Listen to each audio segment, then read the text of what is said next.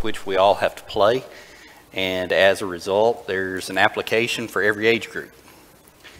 And the book of Proverbs talks to us along those lines about the different roles that we play and the admonitions. Of course, Solomon in his book, as he's writing it, the first 6 chapters, he reiterates over and over again, my son, emphasizing it. And in particular, my son is mentioned, I think it's listed as, I may be getting my numbers mixed up. It's either 24 times or 42 times. So whether I'm dyslexic on the numbers there from my memory or I don't remember, but it's over and over again where he's admonishing his child, whether it's specifically his child or his people. The admonition is given there to a younger person that needs to learn from that lesson. The command for children to obey their parents is directed at children, but it necessitates parents teach and train their children. Therefore, it's a shared responsibility. It's something that goes hand in hand. It's a shared role by both the child in having to listen and pay attention. It is a dedicated role by the parents that they are commanded to teach and to train up their children in the way that they should go. It initially occurs between two parties, completely different experiences.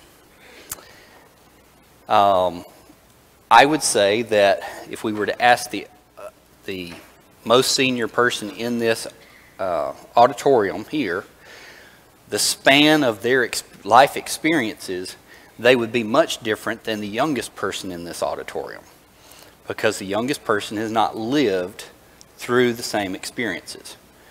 Those people who were, my parents' generation, having lived through the Great Depression, much different experiences than myself, who's never had to feel that adversity. And even when we're training a child, we have to recognize that at a level of patience and mercy to some degree as we're teaching them, they're not going to come at a problem the same way that we will, because they just don't have the skills yet to do it. And that's hard when you're trying to get a point across and they just don't get it. And sometimes it's a communication issue as to how they view it and finding that way to communicate to them on the same scale. We have a generation now that is very different in how they communicate and learn. Today's generation of teens, preteens, young adults, say in their early 20s, have grown up in a digital generation. Everything is digital. We don't write anything down. We need to communicate instantly, meaning that I'm going to send you a text message and I expect you to respond to me in the next 30 minutes, or you hate me, or you're ignoring me. Whereas an older generation might have put a letter in the mail and you expect a response back maybe in the next 2 weeks. And it's a very different time-sensitive behavior as to how we review the communication and how it's interacting and our expectations of each other. So as we look at this, we have different experience levels and knowledge levels. The things that have shaped our parents' view of the world have not yet been experienced by the children. And some of those very hard lessons that they may have lived through. This requires patience and understanding on both parties. The command for children to obey their parents is directed to the children, but it necessitates that the parents teach and train their children. Therefore, it's a shared. I just read that over again, sorry. The relationship changes as children gain independence and their own families. Often a greater level of mutual respect develops as one gets older, but this is driven by God's command in Genesis to children to leave and cleave once they become married and start their own family unit. And that is an interesting dynamic in and of itself. A parent has been telling a child all along what you have to do, and then when they're told to leave and cleave, do you keep doing that? You need to brush your teeth this morning. Well, no, that's not the same thing that you can keep doing. But it is a transition that everyone has to make. Ultimately, it becomes one where the roles can shift as parents stubbornly relinquish independence and their children try to respectfully work as caregivers. And I use that word stubbornly. We are all individually fiercely independent. whatever age we are, we think we can be self-sufficient. And it's hard for us in some cases to turn around and ask for help, regardless of the age. But as our parents age, and I speak from this with experience, my dad was stubborn to give up certain things, particularly climbing on ladders. It's the level of independence that they've been able to be self-sufficient for so many years and unwilling to relinquish any part of that. And then the child recognizing the importance of respecting that independence and caring for it carefully. So this spans all generations. So when we talk about children obeying your parents, it doesn't stop at teenager, it doesn't stop as a young adult, it doesn't stop as an older child caring for parents, but the role of that changes. Particularly if a parent becomes infirm in a way that they can no longer make mental decisions for themselves, the roles are completely reversed. Now the caregiver is the parent in many cases. The riddle of the Sphinx paints a picture of this transition. And if you're not familiar with the riddle of the Sphinx, it has its lore in Grecian mythology and so on, but the story goes, which creature has one voice and yet becomes 4-footed, 2-footed, and 3-footed? And the Greek person that was credited for solving this is called Oedipus, and of course the point there is that Oedipus credited with the lore of solving this. It says, man who crawls on all fours as a baby, then walks on 2 feet as an adult, then uses a stick in old age. It is a life transition. And I want to paint that picture for us because it really colors how we study this topic of children obeying their parents. Effective communication and discipline approaches logically change since we have change over time. The standard by which we are judged, however, does not. What is the standard by which we are judged? God's Word. Okay? And that's important. You know, that foundation shared by both the parent and the child or the grandparent, whatever age it may be, common is that we're working toward the same goal, ultimately a home in heaven, and the soul of each person involved is the guiding principle. So how do we teach children to obey their parents? Well, we teach them to listen to their parents. We instruct them to listen, respect, and we teach them discipline. The passage talks about not sparing the rod and spoiling the child. Discipline is a command as it relates to a parent. Proverbs 1:8-9. My child, listen when your father corrects you. Don't neglect your mother's instruction. What you learn from them will crown you with grace and be a chain of honor upon your neck. There's not an ugly thing presented in that passage, is it? Everything there that's presented is desirable. And it all goes back to, my child, listen when your father corrects. Don't neglect your mother's instruction. So the first thing, it's teaching a child to listen, and it's teaching them to respect what they hear. In Proverbs 4:1-4, hear, O sons, a father's instruction. And this is obviously Solomon talking to his children or his people. Hear, O my sons, my father's instruction, and be attentive that you may gain insight. For I give you good precepts. Do not forsake my teaching. When I was a son with my father, tender, the only one in the sight of my mother, he taught me and said to me, let your heart hold fast my words, keep my commandments and live. Now that's interesting in and of its insight there. Solomon's giving what he was taught. So he's giving us insight into what David did with respect to him. He said, let your heart hold fast my words, keep my commandments and live. How did David's other sons turn out?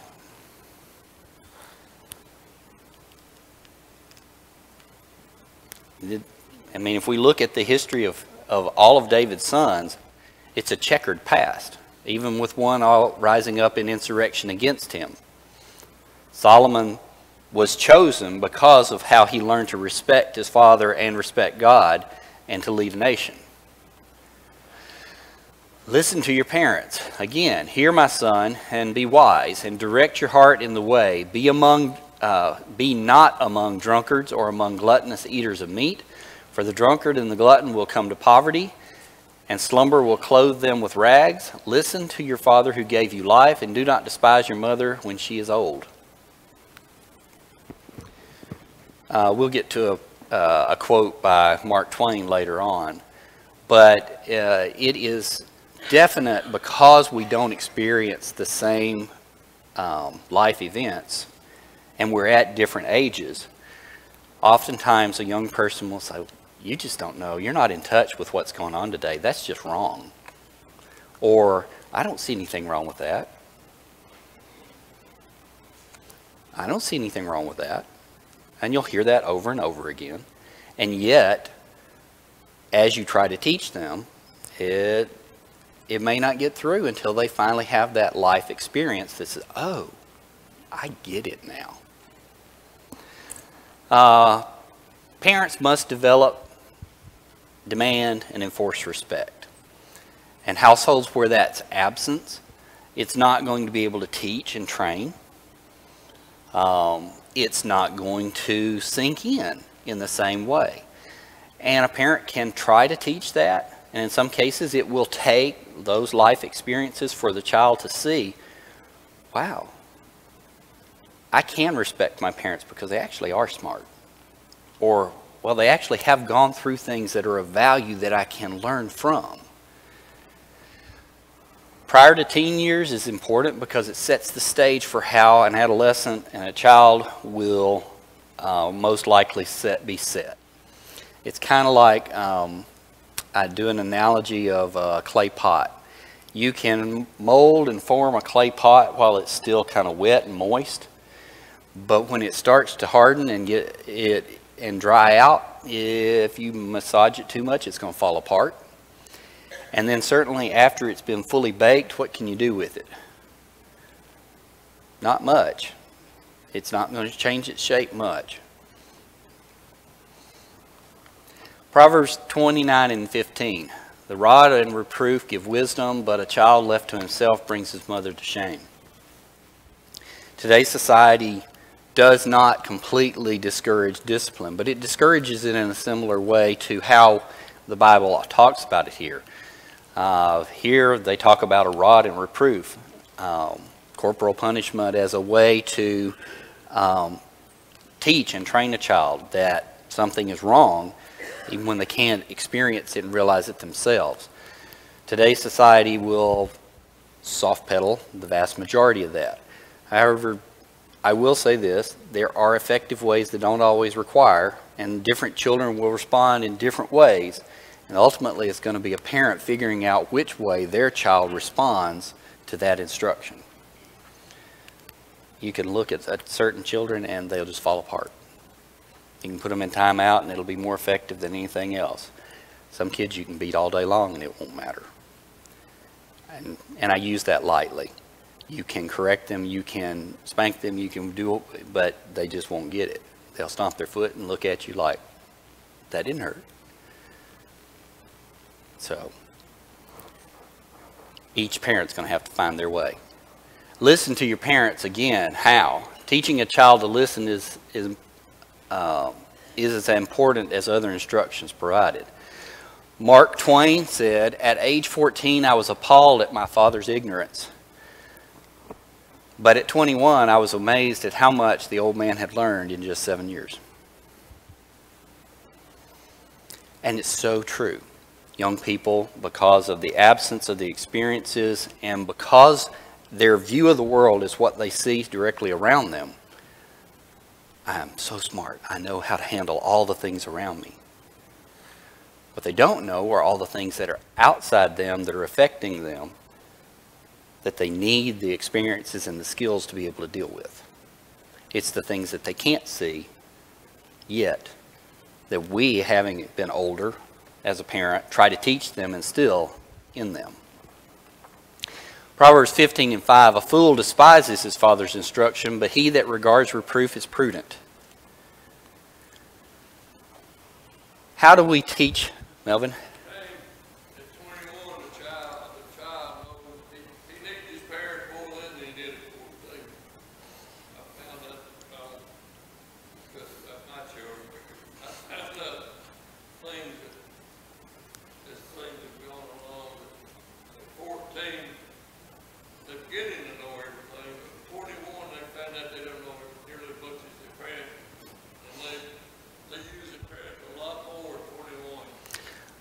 Well, and candidly, today I have a child in the audience. I've been having 2 children in the audience, and I know that can be awkward for them.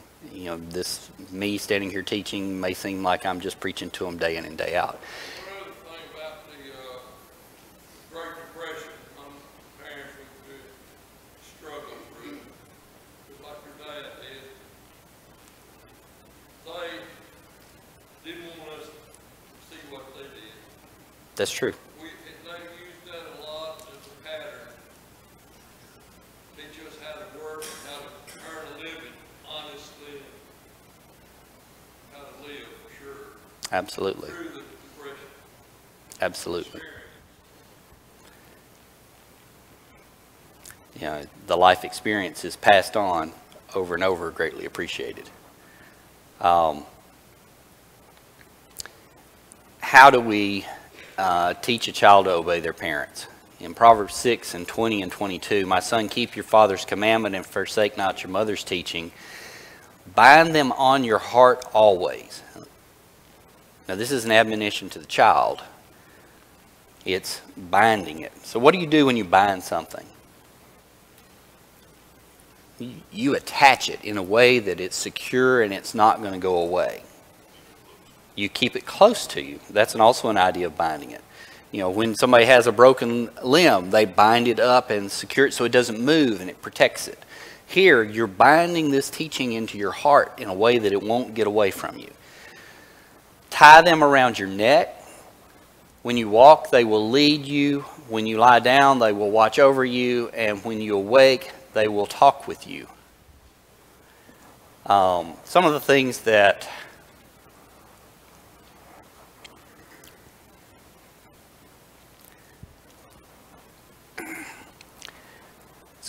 we're saying right now, for example, as we talk about,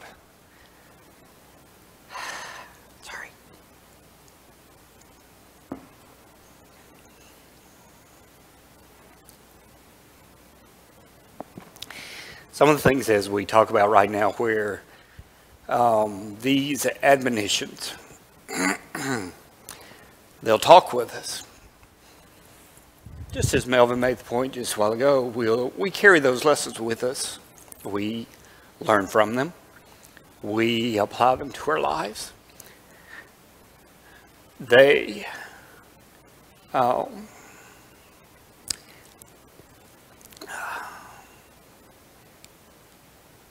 become the background conscious, so to speak. When we're about to try to do something, would that parent approve? Apologize.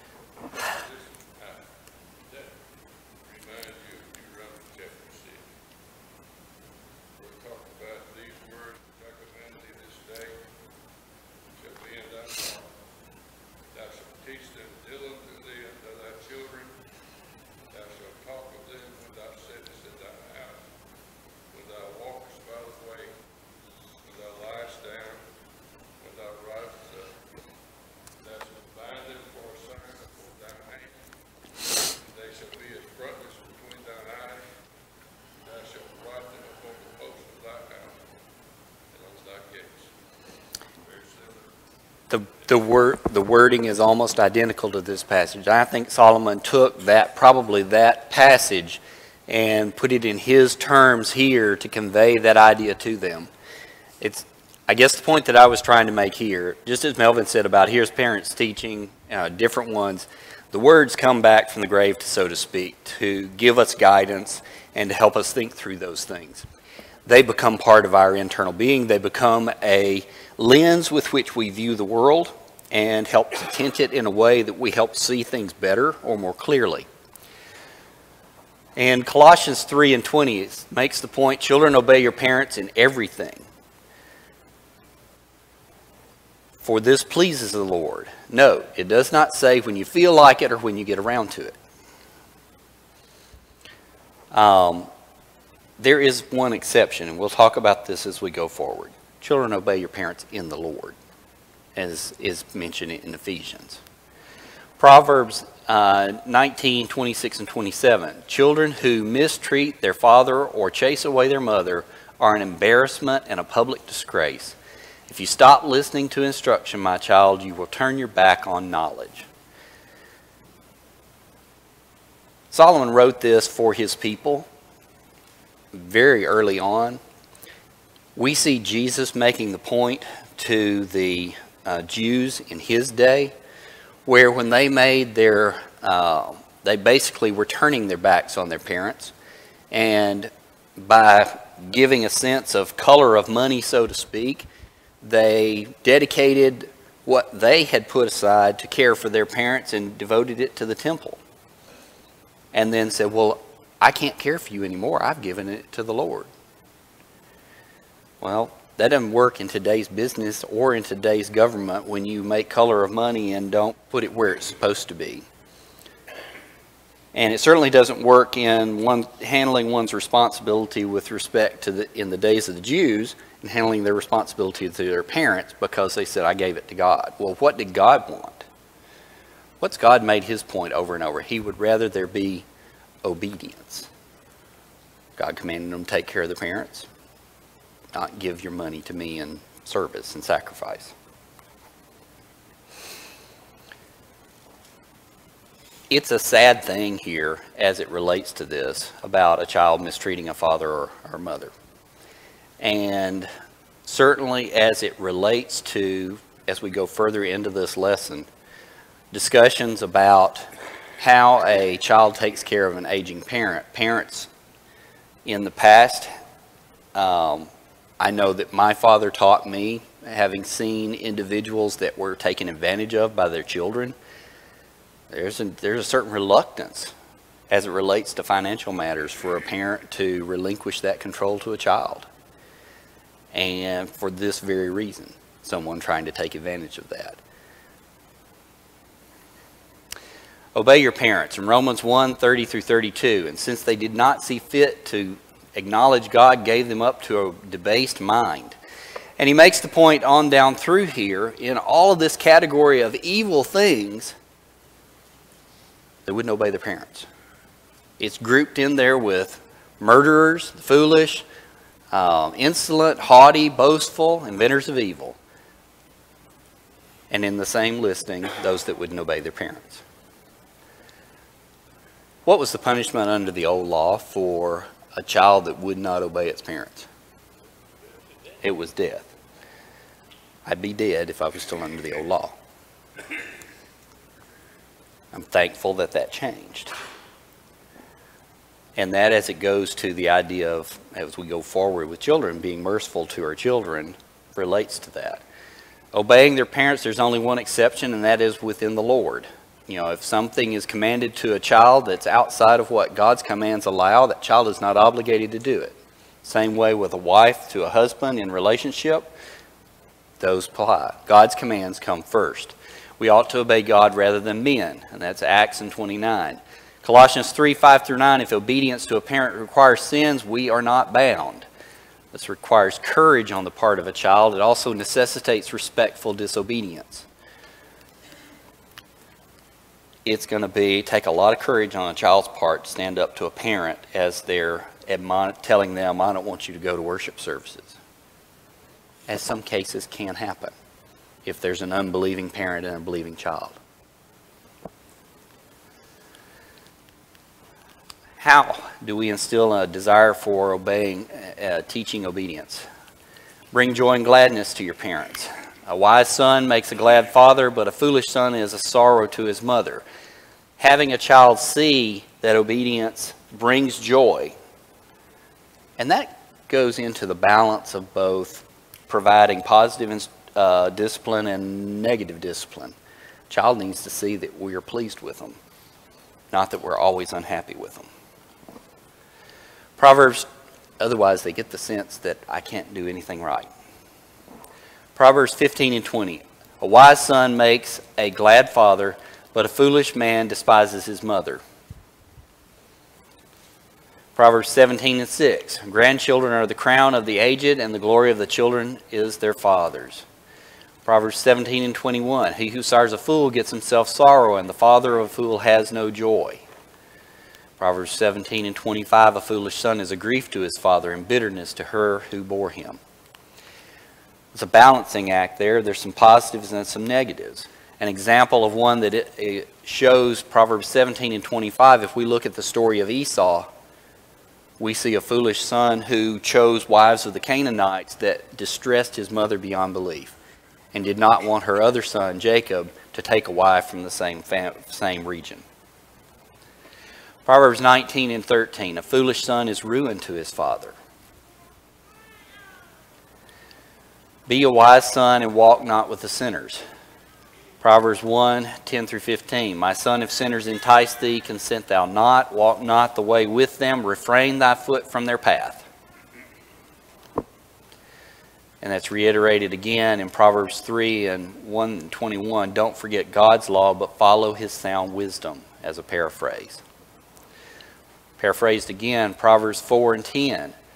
God's words are life to all who follow. Over and over again, Proverbs reiterates sound advice to both the child and the parent. There are more passages here related to the instruction between the two and admonitions to the two than probably any one other place in the Bible. Proverbs 7:1-4. Make God's law the apple of your eye, meaning the thing that you're focused on, that you enjoy looking at. Proverbs 24:12-14, that should say learn. Learn to obey parental, civil, and spiritual law, and you will be blessed. Tough lesson for a child, or one that's being taught, is accept chastening and rebuke as an act of love, not as a point of pain. Proverbs 3:11-12, chastening from God or parents comes from true love. What did God do to his people to try to get them to obey him? He chastened them. He sent plagues. He sent death. He sent other nations against them. Why did he do it? Because he loved them. Proverbs 17:10, be wise and obey the reproof. Proverbs 29:17, correct thy son, and he shall give thee rest. Yea, he shall give delight unto thy soul. Now, assuming that, that's in general. There will be some children that no amount, as we said, no amount of discipline to them may actually get them to turn the tide. This was the first commandment with a promise, as it's made to, and the point of it is that it may be well with thee. Proverbs 6:4, bring up children in the nurture and admonition of the Lord. Proverbs 3:13-18, wisdom imparted is like a tree of life, making the child's future one of success. That's a positive one, is it not? It's making the point over there that wisdom imparted is like a tree of life, and it's going to lead to success. It provides communication skills. It provides social skills. It provides common sense. All of these are things that are imparted by the instruction of a parent to a child. Honor father and mother as it relates to the first commandment with promise. Treat it as a thing of value. Child, it's hard for them to see their parents as a thing of value in some cases. And unfortunately, it feels like the parent, as they're raising that small child through the teenage years, that they're never going to value me one way or the other. As a parent, this too shall pass. There will be a time when it changes. That's kind of like the light at the end of the tunnel, and keep going for it. Mark 7:9-13, honoring involves caring for aged parents, and this is what we referred to earlier as Jesus' admonition to the Jews and what they had forsaken. With a child maturing, should come appreciation for their parents. Thanksgiving and appreciation can be slow to come. What did it take for the prodigal son? It took absolutely being debased down to the point that he finds himself wanting to eat the husks that the swine were eating. Why was that so bad for a Jew? Swine were unclean. Not to mention that he's wallowing in filth. What did it take for Esau regarding his wives? Esau finally did realize to see how much pain it was causing his mother that he had taken these Canaanite wives, that he went and chose better wives. I'm not saying go pick better wives. I'm just saying that was the example of what Esau did. And you see the change in his attitude. We also see Esau, having stayed there in the region with his parents, actually was the caregiver to his aging parents. The elimination of selfishness is part of the growth as it's related to a child and maturing. A young person, their view of the world surrounds them and only really what involves them. It's what I want. It's not what is appropriate for the collective, whether it's collective family or a collective group. Proverbs 31:24. Her children rise up and call her blessed, her husband also, and he praises her. There will eventually come a time when a child realizes that they actually did have parents that cared for them. Not all children are that way. Some will realize that from day one, and some will come to that conclusion much later in life. Conclusion. Parents have a responsibility to train their children. I think we've established that as it relates to talking here about teaching a child how to obey. They don't know how to obey from day one. It's going to be something that we have to teach them. Children have an obligation to listen and obey. And that's unconditionally all the way up to commands that are outside of the law of God or contrary to the law of God. Both parties are to do so with respect and love. And that's a definite balancing act.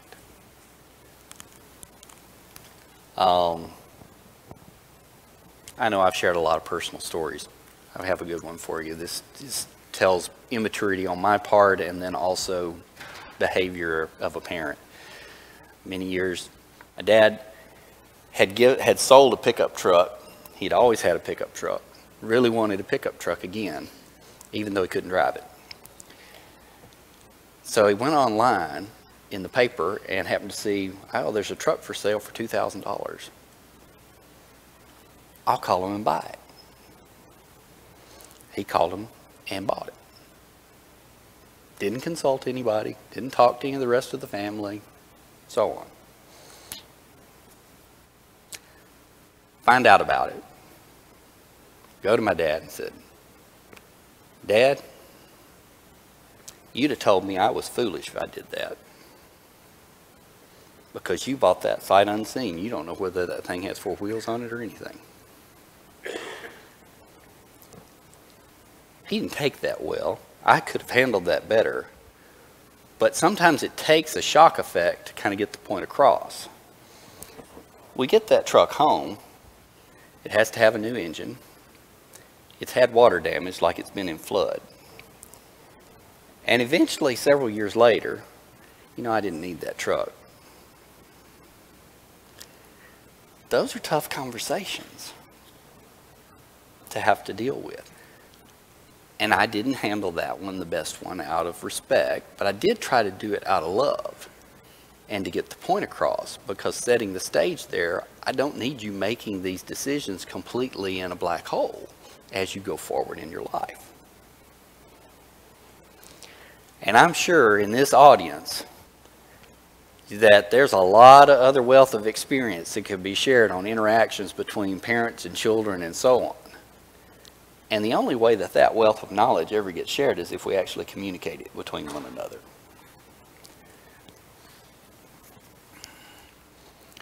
Thoughts and comments on today's lesson?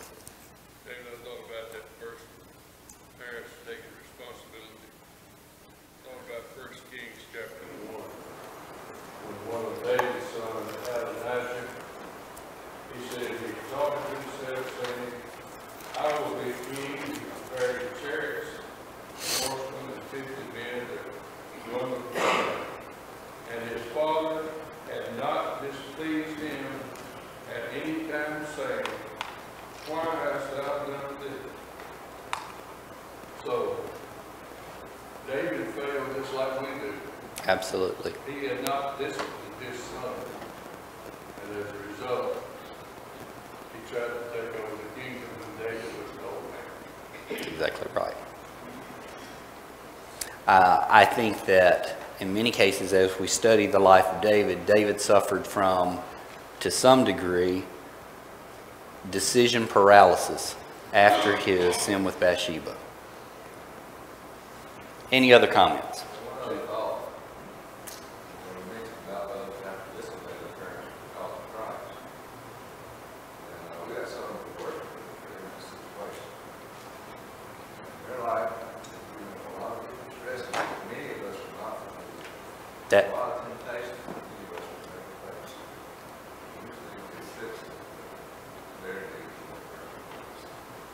That is very true. You don't know what somebody else is going through until you've almost walked in their shoes, and you don't know unless you talk to them and kind of hear some of those things out. And it is so encouraging in those cases where you see these young people that are making decisions to do what's right in spite of the high cost that they're paying for it. Other comments? Jay? Brent? Just thinking, in the book of Proverbs, like you've shown, there's a lot of examples of like the relationship of the father or parent toward a child, and instruction that way. Like my son here in chapter 1, with statements like that. But the scriptures themselves are, God is the Father of spirits, so He's our Father. And the whole entire Scripture is God's instruction for, and I say children.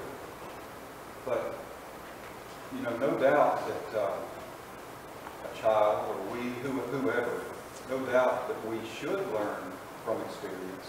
But the concept that, we or a child or someone has to learn from experience, we can't just listen.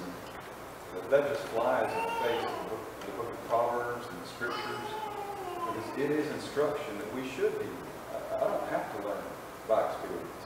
Oh, I agree with you completely. I should listen to God. It's a whole lot easier not to have to learn from experience. I agree with you completely. And the teaching and the writing, the whole series as it relates to becoming a Christian is teaching us to learn from what other people have gone through. If we go to 1 Timothy, Timothy, all Scripture is given by inspiration of God and is proper for doctrine, reproof, for correction, for instruction in righteousness. It's written down just to teach, so that you don't have to experience it, so that you see what the Israelites went through and how God admonished them. But that is so important. I will, my comment there about some people only learn from it after they experience it. It does seem like there are people that's the only way they learn, unfortunately. We seem sometimes to get the children have that. They Oh. see what's going on at home. They learn from what's going on at home. The example is Well, children are sponges. They're going to absorb whatever they're exposed to, whether it's good or whether it's evil. Just like oftentimes a child that's exposed to foul language by his peers, he's going to pick that up too, unless he's taught otherwise or disciplined for doing it. Thank you for your comments.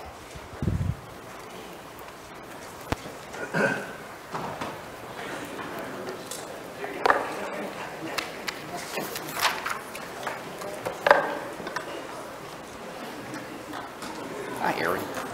Hey.